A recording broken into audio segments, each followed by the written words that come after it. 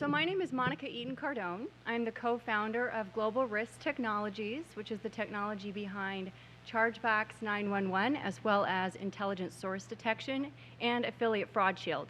And today we're going to have a little bit of an education on some of the up-and-coming trends in affiliate fraud, not just for affiliates and advertisers, but also for marketers. And really this is an industry, or this is a topic really that affects us all, including consumers. So let's first just take a look at the statistics that we have so far trending in 2015. We know affiliate fraud was ranked third in the top 10 perceived fraud threats for 2015. This has actually jumped 2 spots since 2012 and is currently trending at 300% more than identity theft. Now, I'm from the chargeback business as well, so I was surprised to find out that it is actually surpassing the climb of friendly fraud, which has grown by 41%, a staggering rate in the last 2 years alone. So some things that we're going to cover today, a lot of you guys have heard of all of the types of fraud, but I think you'll be interested to find that there's actually a lot more than is just on this list. Bottom line, we're dealing with adware, cookie stuffing, loyalty plugins, think incentive traffic, IP spoofing, iframe, postback URLs, discount codes, coupon traffic, the list goes on. So what's really trending when it comes to affiliate fraud in the online community? Well, we know that online and mobile US media consumption rose to 40%. Now, TV still remains at 42%, but this is a staggering growth rate and it continues to increase, despite the fact that ad automation is increasing from 25% to 70%, and 1 in 6 computers is affected by a bot. This is not just home computers, by the way. This is actually computers at your business, computers at your work, computers all over the entire United States. Data center click fraud is now a widespread target. So data center, this is something that also has to do with automation. Where it used to be that there were humans behind some of these algorithms. Now, with the sophistication and evolution with additional technologies and all of the expansion, what has been created is a very, very complex environment that creates the perfect web of disguise for a terrific amount of criminal activity.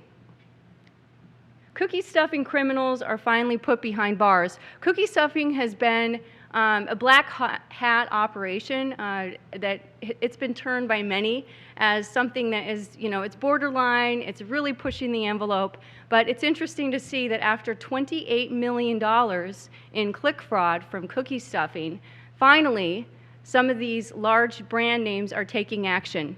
And just this July, we saw Sean Hogan now got sentenced to serve time and pay a fine after getting caught from all of this cookie stuffing. At the end of the day, this is an activity that increases costs across the board, it decreases quality, and it actually creates inflation in the online community. 62% of all web traffic is non-human. This is something that we're really going to touch with because this is a staggering statistic as well that really is affecting the industry from a lot of different angles. So let's look at digital ad spend. Overall, we continue to see an increase in this. If we look at it, the largest sector of ad spend today is spent with really all of the clicks, impressions, search, display ads, and we don't have that much still being pushed into the CPA arena. Everybody likes performance-based, but we still have a lot of fraud that is trailing after the ad spend. The current landscape, if we take a look at spend versus fraud activity, we're looking at 86% of our digital spend is between impressions and clicks. If you take a look at the red, let's see. Okay, cool. All right, so if you look at this red section here, this red indicates this is actually estimated fraud. So you can see really what we're dealing with is an estimate of about 50% suspicious traffic. This goes alongside with the fact that we're at about 60% of non-human traffic crawling the web, with 1 in 6 computers being affected by a bot, and data centers growing with this type of technology where automated programs are being ran to increase clicks, increase costs with cookie stuffing, so you actually have no idea why your ROIs are going in the tank, and as advertisers, you're spending more money, and as affiliates, you're getting less quality. Bottom line, we're looking at 60% video. This is going to be, so this is basically the fraud percentage that is estimated based on the specific type of traffic. So for video, this is fake video and views generated by bots. We all know that this is always our highest trend. 60% is trending right now. 50% for display. These are fake impressions created by bots. 40% on mobile, fraudulent or click campaigns.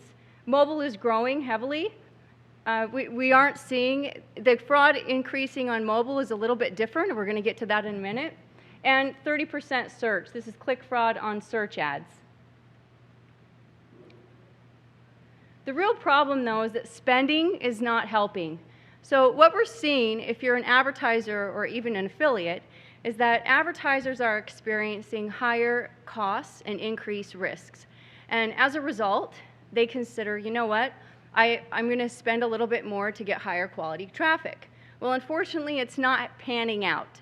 And in order for this to work, what you really need to do is you have to have a cross-section so that you can even the risk versus reward. In other words, if your expenses go up, then your profit margin needs to go up as well so that you have a center balance. What's happening in the industry right now is that advertisers are increasing their spend and digital ad fraud is increasing right along with that in a parallel statistic. And actually, it's trending above the increase in ad spend. So what this is doing is it's putting pressure from the top down. What ends up happening is you have the industry, the decision makers, they're making decisions to shift to a lower CPA, which means lower quality traffic, which means Facebook. Facebook has had a terrific trend. The problem with Facebook, as we have probably all experienced, is there's a terrific amount of click fraud. There's click farms. You don't really have much activity based on engagement, and it can definitely be a source of, the illusion that you have cheap traffic and you're going to get results. But at the end of the day, if you're not in front of a human, it really doesn't pan out. You're not saving money. You have spent a whole lot of money for nothing. We know affiliate fraud patterns are difficult to detect. And I thought this was just an example of taking a look at how complex some of the structures are, because we allow a very high-tech environment that is creating a guise so that these affiliate patterns can stand behind it. But the good news is industry leaders are taking action. There's been enough activity in the wrong direction that leaders such as Facebook, Google, even Amazon is jumping on board now. So here's some of the latest news. In Facebook, as of August 2015, they've now changed ad rules in favor of increasing advertiser ROI and discouraging click farm participation. So we'll be seeing new trends. The bad news with this is that it could mean a 500% more increase in your costs for buying Facebook ads. The good news is what you were spending before, you probably weren't getting very much quality anyway. If you're an affiliate, maybe you're making money, but you're not going to make money long term. You do not have a sustainable business, because I can tell you that your advertisers are not generating quality traffic. And as a result, they're not going to be in business very long. In fact, the interesting thing that we see is this cycle, kind of a vicious cycle. So you have these affiliates are making decisions to buy cheaper and cheaper traffic. Well, unfortunately, there's so much fraud that's going on in the industry that this cheap traffic isn't translating into any type of quality. You don't have humans. You don't have visibility. You may have a lot of impressions, but who's actually seeing those impressions? With all the bots that are out there, you don't really have enough visibility to identify whether you are in front of a human being or not. And it doesn't matter how cheap your traffic is. If you don't have some human eyeballs, you're not going to get any valid prospects. So you have affiliates making these decisions. Well, they're really just trying to manage their own business because costs are increasing across the board for them as well. And they have to diversify in order to compete with programmatically controlled ad campaigns. Then, now you have the advertiser. So the advertiser ends up getting all this traffic, and yes, maybe he has a reduced CPA, but it's not reduced enough to make up for the fact that he has horrible traffic. Maybe he's not going to find out today, but I'll tell you what will happen. And we're seeing this today as well. Advertisers are noticing that their bottom line is depleting. And when their profits deplete, then they increase their prices. They decrease their values. This is what happens in an economy. The supply and demand is going to dictate that he makes certain decisions in order to stay in business.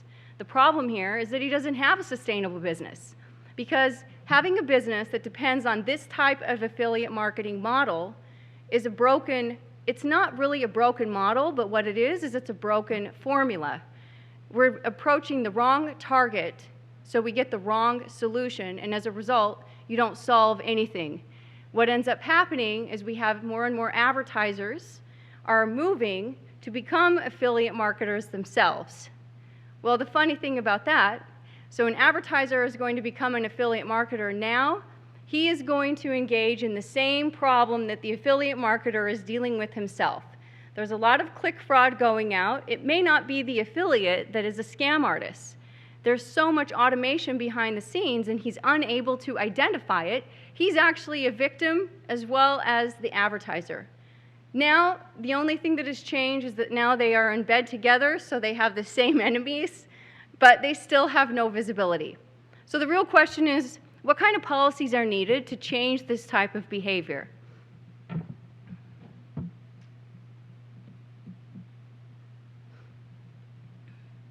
So, best advice for affiliate marketers and advertisers. I'm sorry, how is my time?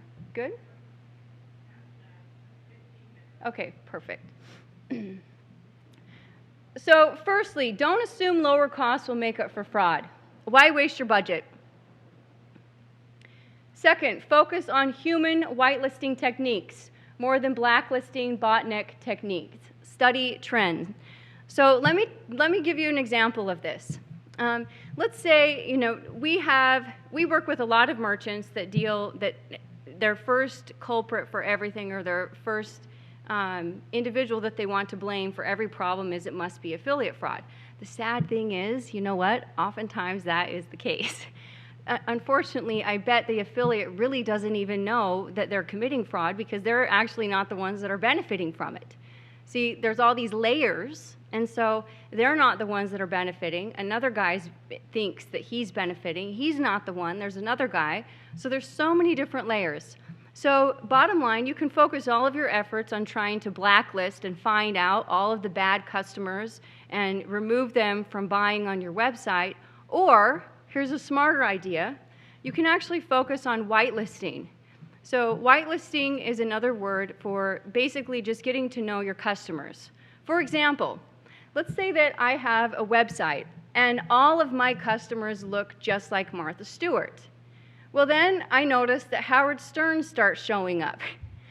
Obviously, I'm going to probably assume that Howard is really not the guy that is interested in my products, because I don't really think that him and Martha are going to get along well. What I really want to do is I want to go look for more people like Martha Stewart.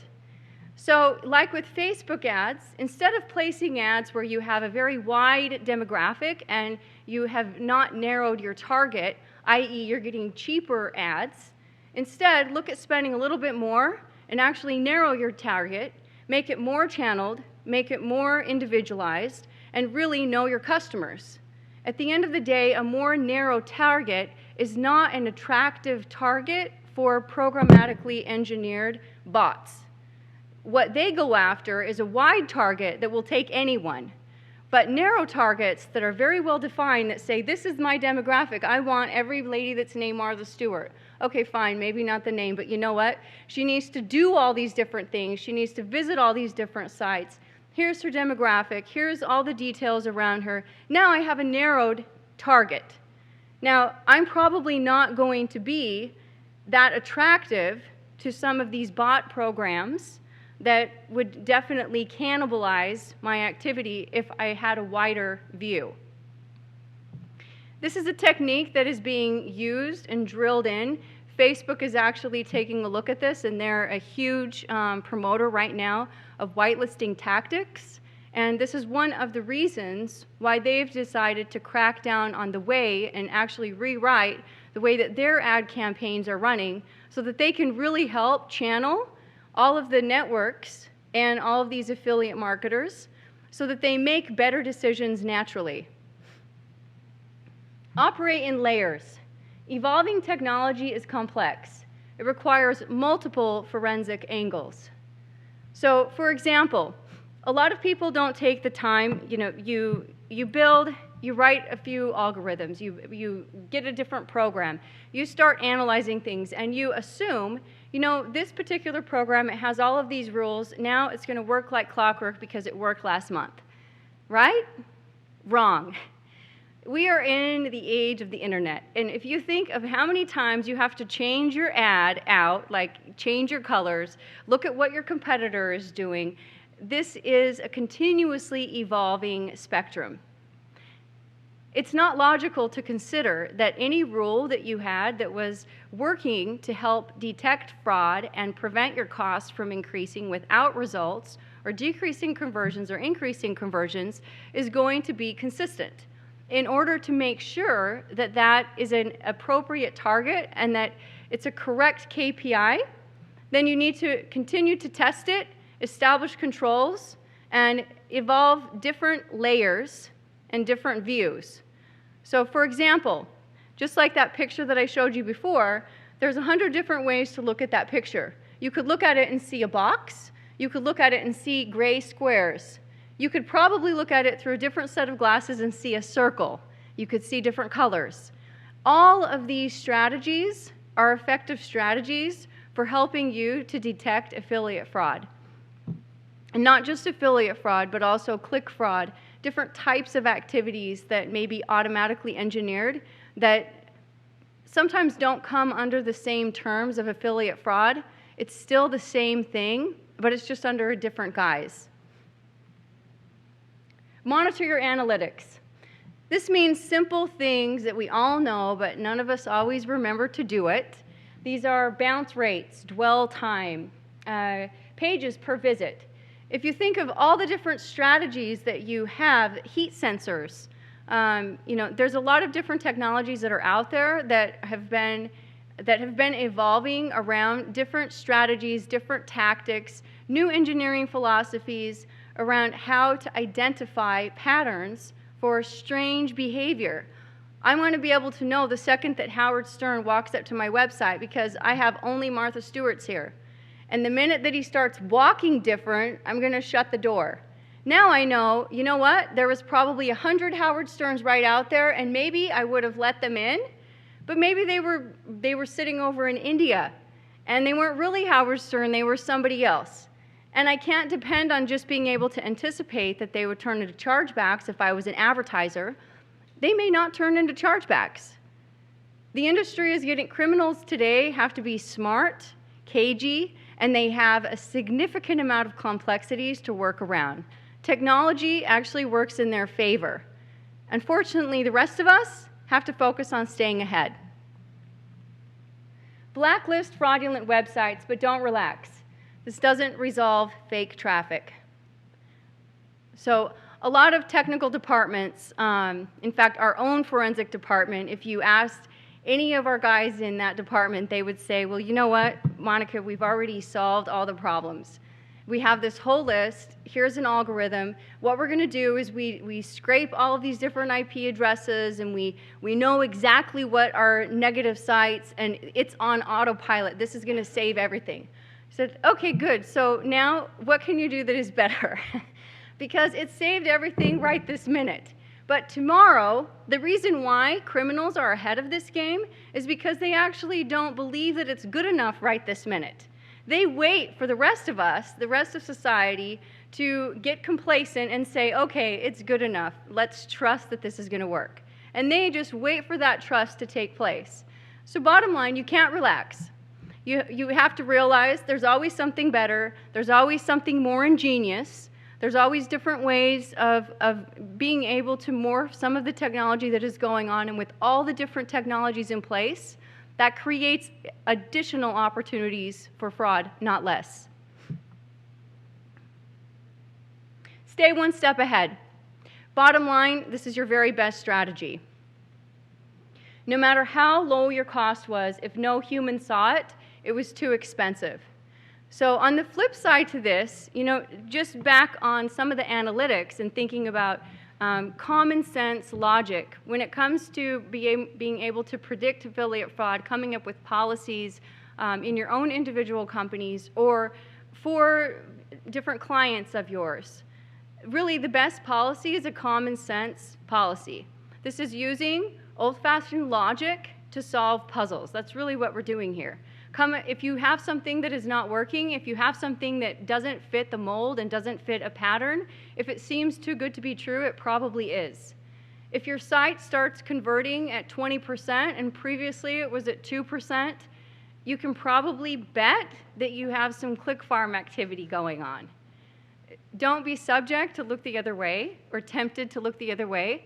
You have to take notice immediately and start investigating those things.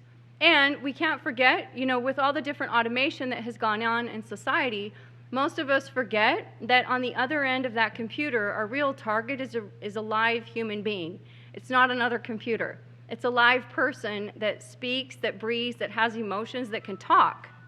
So there's always a great strategy to take the very old-fashioned but very logical method of picking up the phone and calling a few phone numbers and finding out, do these people actually exist? If you find one that doesn't, then that's going to give you an inkling to a whole host of problems, and you can save yourself a mile in issues that will be forthcoming. Now, how to protect your business from affiliate fraud? I like to sum this up by just simply saying quality control. I think in this day and age, there's such low barriers to enter, and you have to we change paces so quickly, and we go at such a fast pace on top of that we often don't spend time to think about what type of quality control metrics are we going to put in place. And when I talk about quality control metrics, I'm talking about policies, and policies are only good if they are executed. And the best way to execute a policy is to start developing habits. The best thing that you can do for your business, whether you're an advertiser, whether you're an affiliate marketer, whether you're a network, whether you're a publisher, is to start establishing clear protocols and good policies for your business that you're going to establish habits for and religiously continue with. The first should be reviewing online traffic. An 8% growth in traffic is suspicious for non-coupon sites. If you're experiencing this type of growth, and many of us are, then you're probably a victim of click fraud. You're probably a victim of an automated program that is being ran. At the end of the day, you don't have a sustainable program, and if your costs are going down, you shouldn't be celebrating. You should figure out how to target your demographic and isolate behavior that's breaching patterns that have been successful for you in the past. Survey your consumers. Regardless of where these consumers come from, this is a very old-fashioned approach, but it's an approach that works like clockwork, and nobody does it unless, believe it or not, you are Google. Some of the largest companies on the planet who you would think have the most distant relationship with their consumers have actually taken to the approach of picking up the phone and finding out what happened from the horse's mouth. So using this strategy is not something that should be looked at as archaic. It's something that is actually very workable and also very effective. To be able to talk to a consumer that tells you on the phone, you know what, I was called by somebody in Pakistan, and I was told that if I bought this product that I would get 500 Mafia reward points. That No, but that is worth $1 million. Like right there, you know the target, and that's all that you need. If you never picked up the phone, you would have never found out. You would have just kept seeing just enough, a little bit of growth. It kind of looks suspicious. You don't really know. Maybe you're the publisher. You think, you know what, it's not my responsibility, it's the network. Maybe you're the network. You think, you know, it's not my responsibility, the advertiser is going to let me know. At the end of the day, it is your responsibility because this is the type of stuff that will come back and destroy your business and prevent others from having a sustainable business. At the end of the day, sustainable businesses pay us all, and that is the real goal. Implement fraud detection filters or software. I know a lot of us are concerned about conversion rates, and that is sometimes at the top of the food chain, way ahead of any type of fraud filter. However, if you're not going to use intelligent software and fraud filters, then there are other tactics that you can use post-sale. There's a lot of different opportunities and options, pattern detection software, manual review processes. You should definitely be much more diligent with your traffic if you're not using a fraud filter in the pre-authorization. Take advantage of pre-notification alerts. So there's many companies, that us included, that have pre-notification alerts. These are going to be alerts that are sent for things that end up coming up. Thanks. From issuing banks. So every single merchant account it's tagged or tied to something called an MCC code. Depending on the risk of the merchant, whether they have subscription billing, whether they sell a so-called high-risk product, a lot of the high-risk product merchants or subscription billing merchants heavily rely on affiliate marketing. Well, unfortunately, these MCC codes can also alert banks to tag certain descriptors and certain activities. And being able to have an advance notice of these types of alerts helps you take proactive action because this may be just what you need to further investigate for potential credit card stealing. There may have been a data breach that one of your publishers took advantage of, and now you're going to be left holding the ball when your advertiser doesn't pay you. Geolocation and device intelligence. This is pretty straightforward. We all know it. We all know that it exists. You know, instead of just using a simple software, take time to manually review pattern detections and percentages. So a lot of these data centers are programmatically engineered to be able to send out different, instead of just IP spoofing, it's about 10 times more sophisticated, where you actually wouldn't be able to identify. What you can do, however, is if you have, let's say that you have a network of a lot of different publishers that you're managing, what you could do is you can actually measure the percentage and establish what is my standard threshold percentage for each one of these geolocations. And you will find that there are certain patterns that you can detect and identify for fraudsters that are stealing traffic from you. Online behavior patterns. Along the same lines, pay attention to all sorts of patterns. Social media and open data, make sure you take advantage of these strategies as well. Comparative trending analytics. So a lot of merchants that we end up helping, or different affiliates or even network marketing, what ends up happening is they'll take a look at a book of business and they'll analyze that in and of itself. Well, unfortunately, that's not going to be very helpful. In order to be able to see how your traffic is performing and whether or not it's going to be subject to affiliate fraud and know what type of policies you need to put in place to solve some of these problems, you have to have a comparative analysis on your own stuff. So comparative analysis means get something that's relative. Look at how things were doing when you were performing well 3 months ago. Look at what those trends are. That's your standard. Now, whatever goes against that standard, whether it's high, whether it's low, establish metrics and start tracking against that. Maybe you have new standards, changing standards, but it has to be relative, and you need your own comparative analysis. Layered diagnostics, we went through that, and offer profiling. And just to close, so our product, Affiliate Fraud Shield, basically we've been in business, we've had this in beta for about a year. In 2014, We have so far prevented an estimated 12 million, and our specialty is detecting suspicious activity in relation to affiliate sales, specifically high fraud scoring ratios on new procurement transactions or uncharacteristic intensities of chargebacks, as well as affiliate fraud trends. Thank you very much.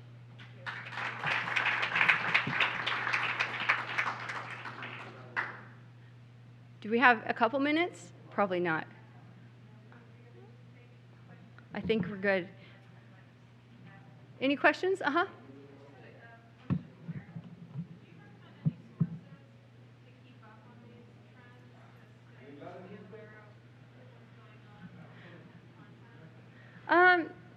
You know what? A lot of times, oftentimes I would probably stay up to date. Sometimes there's RSS feeds that you can subscribe to with some of the affiliate networks.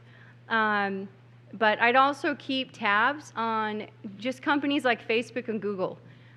You know, they send out press releases all the time. The good news right now in the industry is this is a really hot topic. People are paying attention to it. You're going to see more news, and new policies are going to be released. Any other questions? Great. Well, thank you very much. It's a pleasure speaking with you.